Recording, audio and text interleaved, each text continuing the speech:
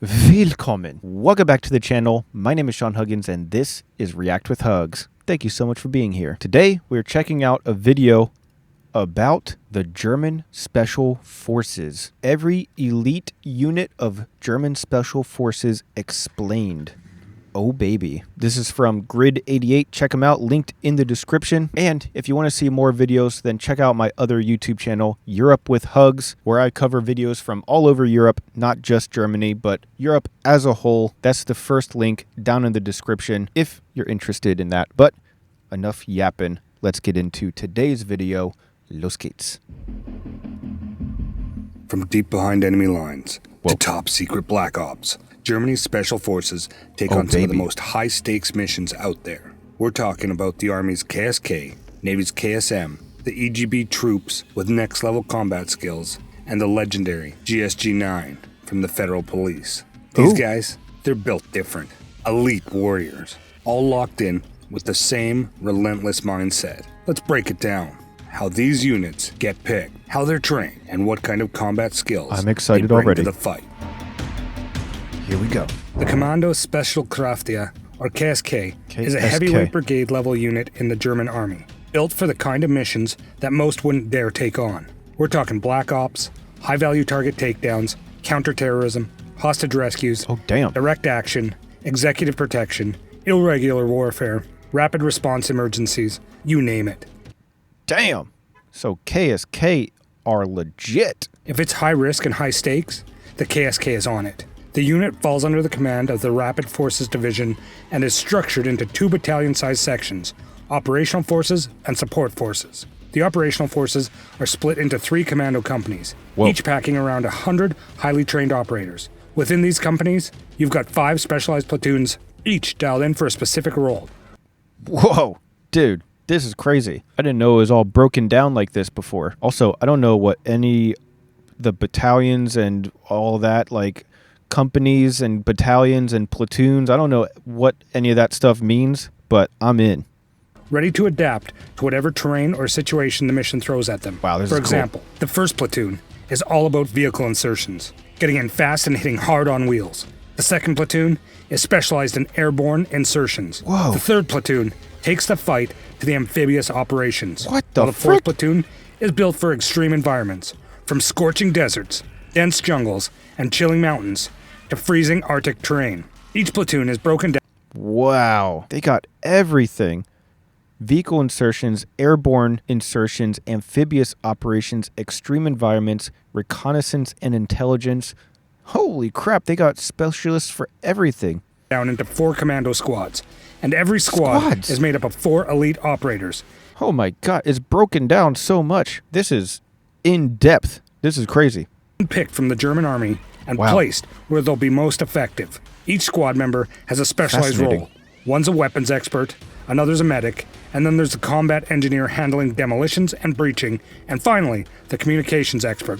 On top of that, some squads might have extra specialists like heavy weapons pros or language experts. Then there are support companies like the Special Commando Company, featuring joint terminal attack controllers who call in airstrikes with pinpoint accuracy, along with IED disposal experts and military dog handlers. Holy Special crap. Reconnaissance Company is expert in gathering intel.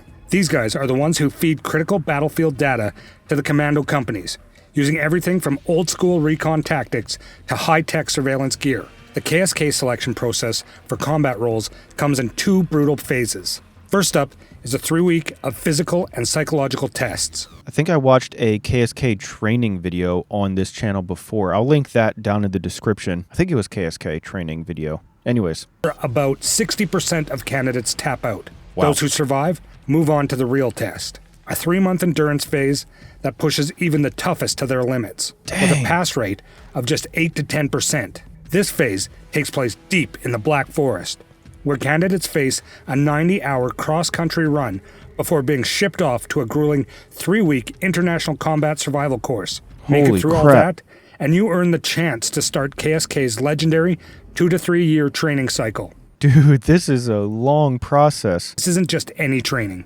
It's world-class, with around 20 specialized courses across 17 different schools worldwide. Candidates head to Norway to master Arctic survival, Austria for mountain warfare, El Paso or Israel for desert or bush combat, Holy San crap. Diego for amphibious ops, and Belize for hardcore jungle training. The weapons and gear can change depending on the missions. Their standard loadout includes variants of the G95 assault rifle and P30 pistol. Snipers don't just stick to the standard G22 and G28 sniper rifle. When it comes to mobility, KSK use off-road quads, modified dirt bikes, and a variety of boats, or even snowmobiles for Arctic deployments. The KSK doesn't operate in silos. They regularly team up with elite special forces from allied nations like the Australia 2nd Commando Regiment, Denmark's Jaeger Corps, British SAS, Canada's Joint Task Force 2, Irish Army Ranger Wing, Poland's JW Grom, and the U.S. Delta Force. Whoa! U.S. Delta Force. Woohoo! America mentioned. By the way, if you'd like us to do a video on any of these special forces, let us know. Commando Special Kräfte Marine, or KSM. Oh my god, look at these guys. Are the Bundeswehr, elite maritime special forces. Think of them as Germany's answer to the U.S. Navy SEALs. These guys take on some of the toughest special ops missions at sea, from stealthy insertions to direct action raids. The KSM has been around longer than any other German special forces unit, dating back to when West Germany joined NATO in 1955. That makes them the oldest of the German SOF. Their motto, which translates to "learn to suffer without complaining." That is badass. Their motto is "learn to suffer without complaining." These guys are built for endurance, resilience, and pure mental toughness.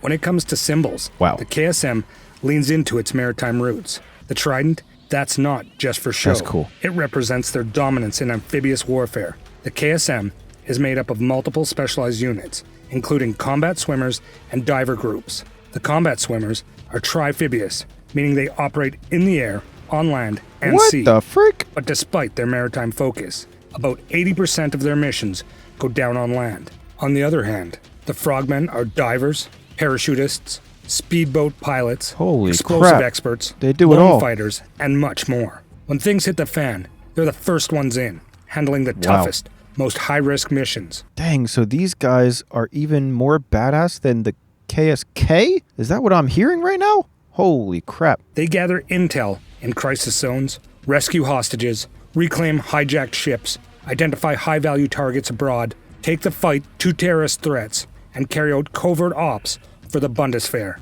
Special operations boat teams and maritime mobile medical squads are always backing them up. KSM teams roll out in small, tight-knit units, usually just 4 to 5 operators. Each squad is stacked with a team leader, forward air controller, sniper, medic, and radio operator to keep missions running smoothly. Their special boat units handle maritime interdictions and get the combat divers where they need to go, while the command and support unit takes care of the big picture stuff. Mission planning, logistics, and coordination. Making it into the KSM is no joke, with only about 30% of the candidates making the cut. To even qualify for training, you've got to be a German citizen between 17 and 32 years old. Dang it. I'm 33 years old.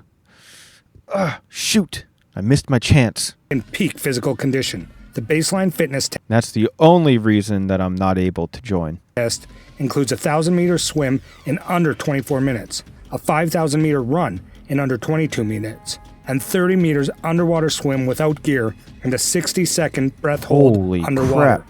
You'll also need to clear a sports test with at least 20 points and pass strict medical exams for diving and parachuting. The civilians must commit to 12 years of service, and even if you tick all those boxes, the real challenge is just getting started. You have to commit to 12 years of service. That is crazy.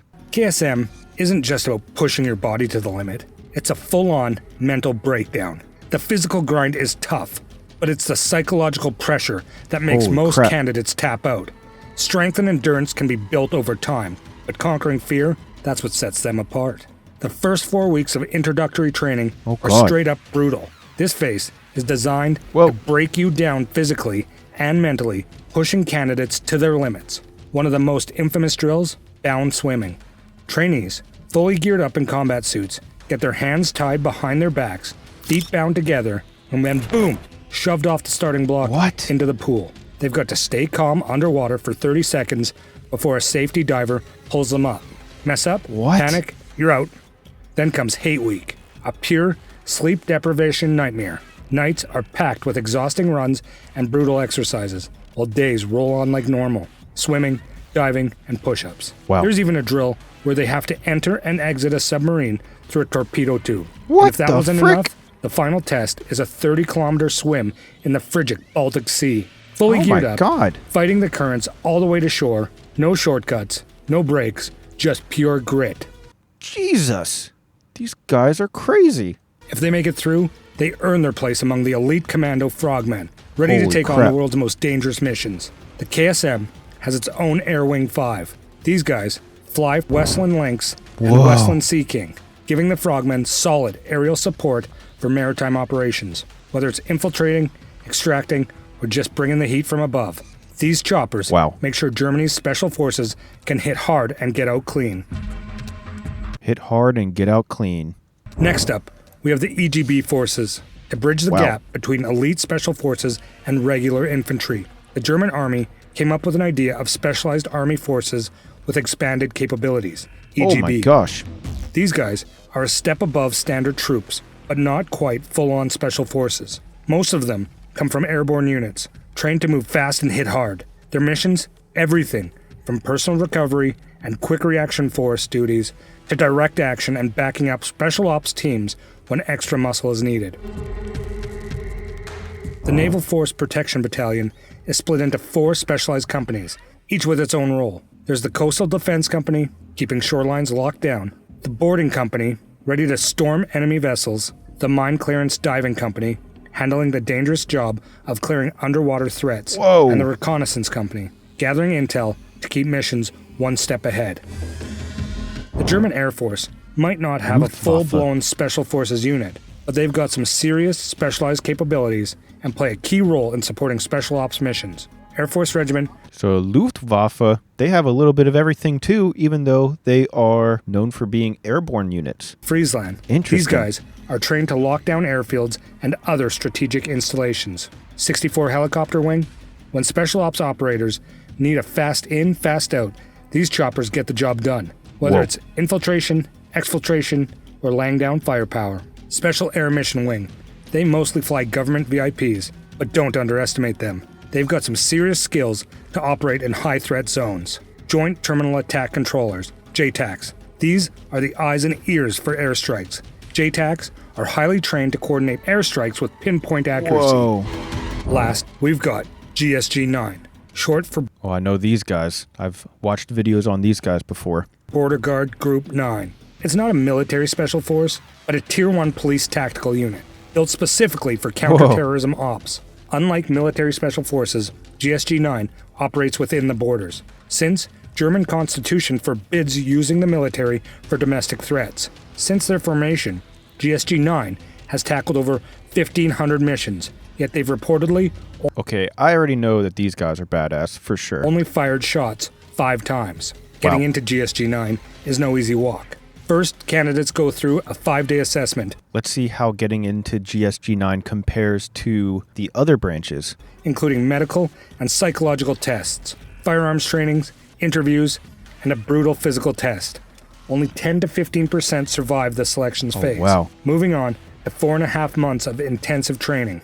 This covers everything from marksmanship, CQB, land navigation, and high-pressure training. The final week, Pure Hell Week, where candidates must prove their skills under extreme stress before earning the GSG-9 badge. Once in, operators level up with an additional specializations, including parachuting, maritime ops, advanced marksmanship, diving, skydiving, surveillance, and EOD. GSG-9's operational section is divided into 4 specialized units. First unit, Sniper Specialists, master of precision shots in high-stakes scenarios. Second unit, Tactical Divers, handling underwater missions and emergency boat ops. They got Third everything unit, too. Free-fall jumpers, dropping into action from high altitudes. Fourth unit, Berlin-based, standing ready for rapid response in urban crisis. While GSG-9 is a domestic police unit, They can be deployed abroad for hostages rescues, working alongside the KSK and KSM operators. Wow. Their reputation is so legendary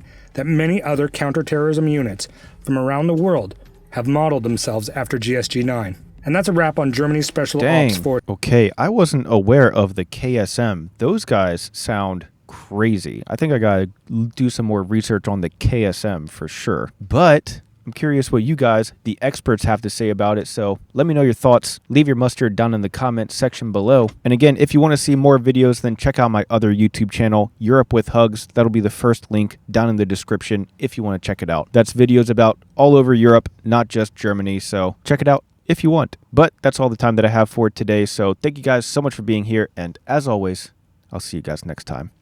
Peace.